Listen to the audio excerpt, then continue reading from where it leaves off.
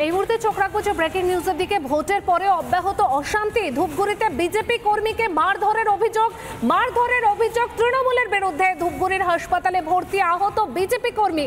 ভোটের দিন লাগাতার আমরা দেখিয়েছিলাম যে বিভিন্ন জায়গা থেকে অশান্তির খবর, আর ভোটের পরেও কিন্তু সেই অশান্তি অব্যাহত। ধূপগুড়িতে বিজেপি কর্মীকে মারধরের অভিযোগ উঠে আসছে, আর সেই অভিযোগ তৃণমূলের বিরুদ্ধে। মারধর করা হয় ওই বিজেপি কর্মীকে, এমনটাই কিন্তু অভিযোগ। আর ধূপগুড়ি হাসপাতালে ভর্তি আহত ওই বিজেপি কর্মী, সেই এক্সক্লুসিভ ছবি এই মুহূর্তে আপনারা দেখতে পাচ্ছেন যে মারধর করা হয় তাকে এবং কিভাবে তিনি আহত হয়েছেন। আহত অবস্থায় হাসপাতালে ভর্তি বিজেপি কর্মী। ভোটের পরেও অব্যাহত বলা যেতে পারে অশান্তি। ধূপগুড়িতে বিজেপি কর্মীকে মারধরের অভিযোগ উঠে আসছে তৃণমূলের বিরুদ্ধে। আর ধূপগুড়ি হাসপাতালে এই মুহূর্তে ভর্তি রয়েছেন আহত বিজেপি কর্মী।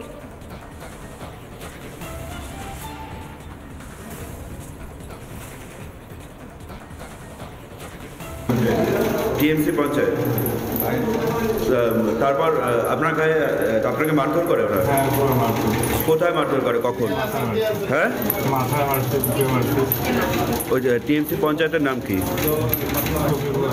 হ্যাঁ, আর উনি একাই ছিলেন না সাথে আরো কিছু? সাথে আরো লোক ছিল, সবাই মিলে ধরে নিয়ে মারধর করে।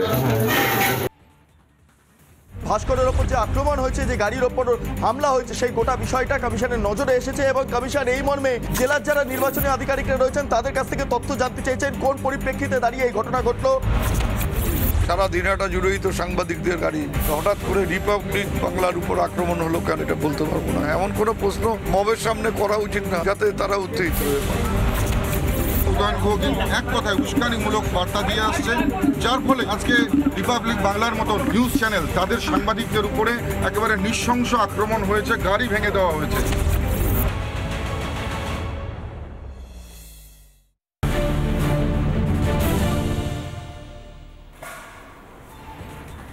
গঙ্গারামপুরের ছবি দেখাচ্ছি আপনাদেরকে, দেখতেই পাচ্ছেন যে সেখানে মিঠুন চক্রবর্তী রোড শো করছেন। বালুরঘাটে বিজেপি প্রার্থী সুকান্ত মজুমদার এবং তাকে সমর্থন করে আজকে মিঠুন চক্রবর্তীর রোড শো। এবং মহাগুরু সেখানে বুঝতে পাচ্ছেন যে মানুষের যে একটা বাড়তি উন্মাদনা, একই সঙ্গে তাদের ভালো লাগা ভালোবাসা সবটাই কিন্তু দেখা যাচ্ছে। প্রচুর মানুষ দেখতে পাচ্ছি আমরা কিন্তু এই রোড শোতে। রিপন রয়েছেন, আরো ছবিটা আমরা পরিষ্কার করে জানবো রিপনের কাছ থেকে। রিপন, দেখতে পাচ্ছি গঙ্গারামপুরে মিঠুনের রোড শো এবং সেখানে তো কাতারে মানুষের ভিড়।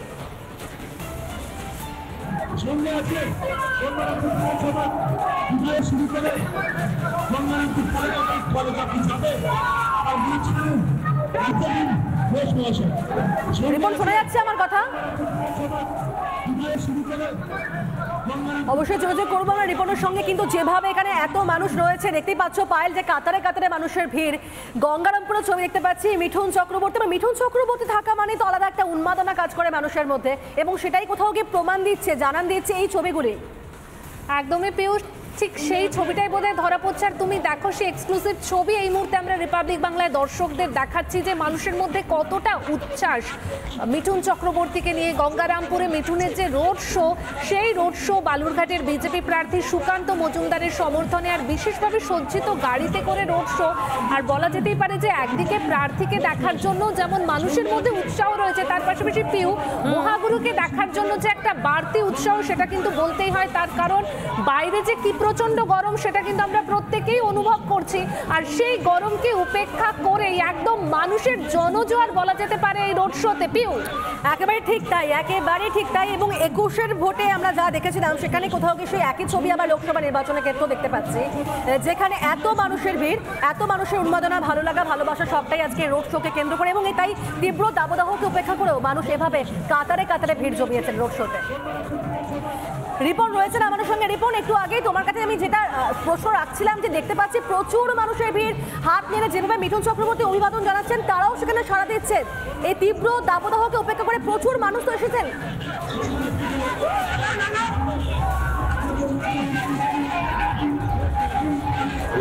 একেবারে দেখো বড় এই তীব্র দাবদাহ, তার মধ্যে সাধারণ মানুষের ঢল গঙ্গারামপুরে মিঠুন চক্রবর্তীকে দেখার জন্য কাতারে মানুষ রাস্তার ধারে দাঁড়িয়ে রয়েছে, হাত মেরে মিঠুন চক্রবর্তী সাধারণ মানুষকে অভিবাদন জানাচ্ছে।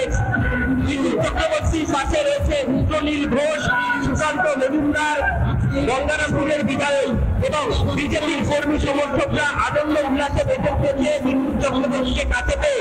গঙ্গারামপুরের সাধারণ মানুষ রাস্তায় ঢল নেমেছে, তার জন্য অপরিচিত হয়ে পড়েছে গঙ্গারামপুরের এই রাস্তা। তুমি দেখতে পাচ্ছ গঙ্গারামপুরের সিনিয়র স্পোর্টস থেকে এই শোভাযাত্রা শুরু হয়েছে, যা এখনো পর্যন্ত চলছে। গঙ্গারামপুর ITI কলেজ পর্যন্ত এই শোভাযাত্রা চলবে।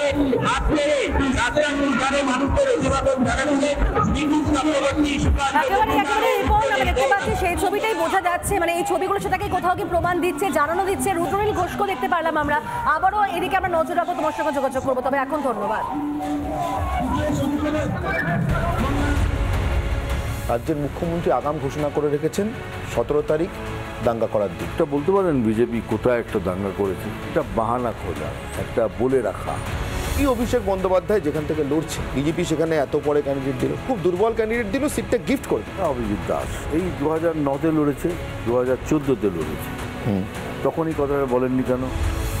কাবলিওয়ালা ভীষণ হিট করলো। हम अफगानी है, पाकिस्तान है, अफगानिस्तान मेरा वतन है, हिंदुस्तान मेरा देश है।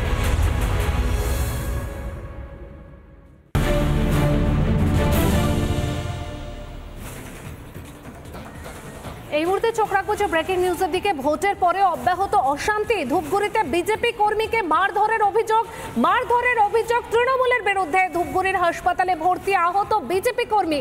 ভোটের দিন লাগাতার আমরা দেখিয়েছিলাম যে বিভিন্ন জায়গা থেকে অশান্তির খবর, আর ভোটের পরেও কিন্তু সেই অশান্তি অব্যাহত। ধূপগুড়িতে বিজেপি কর্মীকে মারধরের অভিযোগ উঠে আসছে, আর সেই অভিযোগ তৃণমূলের বিরুদ্ধে। মারধর করা হয় ওই বিজেপি কর্মীকে, এমনটাই কিন্তু অভিযোগ। আর ধূপগুড়ি হাসপাতালে ভর্তি আহত ওই বিজেপি কর্মী, সেই এক্সক্লুসিভ ছবি এই মুহূর্তে আপনারা দেখতে পাচ্ছেন যে মারধর করা হয় তাকে এবং কিভাবে তিনি আহত হয়েছেন। আহত অবস্থায় হাসপাতালে ভর্তি বিজেপি কর্মী। ভোটের পরেও অব্যাহত বলা যেতে পারে অশান্তি। ধূপগুড়িতে বিজেপি কর্মীকে মারধরের অভিযোগ উঠে আসছে তৃণমূলের বিরুদ্ধে। আর ধূপগুড়ি হাসপাতালে এই মুহূর্তে ভর্তি রয়েছেন আহত বিজেপি কর্মী।